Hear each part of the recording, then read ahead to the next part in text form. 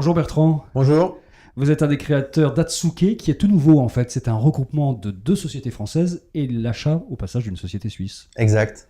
C'est le regroupement de deux sociétés qui sont GoShop et Apocop et l'achat d'une société qui s'appelle MNC qui est basée en Suisse. Apocop permet de faire des apps et des sites. GoShop en fait c'est la création de trafic du drive-in store, drive to store en fait.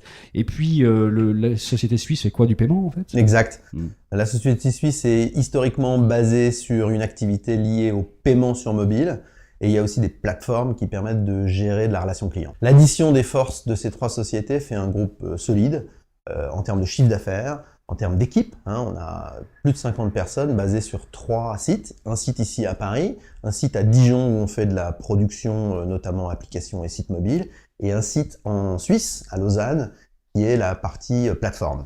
Maintenant, il faut aller concurrencer à la fois les Anglais et les Allemands qui ne sont pas les plus mauvais sur le secteur. Oui, c'est vrai. Non, mais voilà, on a des grandes ambitions.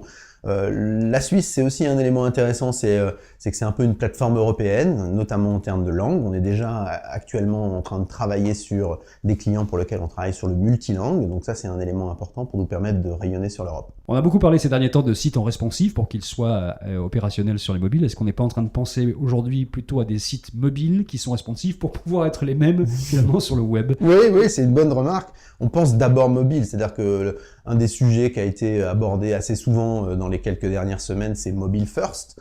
Et c'est vrai qu'on pense, nous en tout cas, qu'il faut d'abord penser mobile et puis après décliner sur les autres supports. Le mobile, c'est déjà près de la moitié des usages sur beaucoup de sujets, beaucoup de secteurs. Donc il faut d'abord penser mobile, d'abord faire sur mobile et puis après décliner sur le reste. Parce que l'idée générale derrière tout ça, c'est que le mobile devient opérationnel en permanence dans la balade qu'on fait à l'intérieur d'un magasin, par exemple.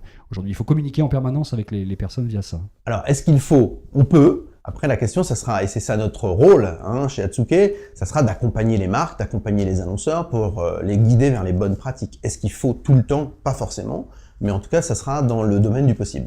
Il y a une vraie demande, une vraie appétence aujourd'hui des marques là-dessus, ou est-ce qu'il y a encore un peu de recul sur ça? Non, il y a une vraie demande parce que ce qu'on disait précédemment, c'est que les utilisateurs sont déjà prêts.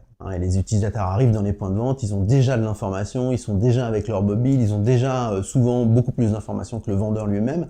Donc souvent, les marques sont très en attente de faire des choses. La question est souvent l'organisation des marques. Et c'est souvent ça le chaînon difficile, c'est que les marques ne sont pas forcément organisées pour mettre le mobile au cœur de leur stratégie. Qu'est-ce qui va s'imposer à votre avis comme mode de paiement mobile dans les magasins? Alors, le paiement mobile, c'est un sujet assez large, assez complexe, et l'angle sur lequel nous, on est aujourd'hui sur le développement grâce à MNC, c'est un angle de paiement mobile sur facture opérateur et ce qu'on appelle, nous, le M-ticketing, c'est-à-dire comment je peux acheter mon ticket de train, mon ticket de bus, mon ticket de tram directement sur mon mobile et être facturé sur ma facture opérateur. Donc ça, c'est un sujet qu'on traite en Suisse déjà, et c'est évidemment un sujet qu'on veut développer en France. Vous consacrez 15% de votre CA à la R&D. Sur quel secteur? Sur tous les secteurs qui nous intéressent en termes de développement, ceux qu'on a évoqués à l'instant, c'est-à-dire toute la partie connectivité des points de vente, ça c'est un sujet vraiment important. Sur les sujets de paiement, ça c'est un vrai sujet. Et puis sur tout ce qui est innovation dans les applications mobiles, qui est aussi un sujet majeur. Un dernier mot, d'où est-ce que vous avez sorti Atsuke?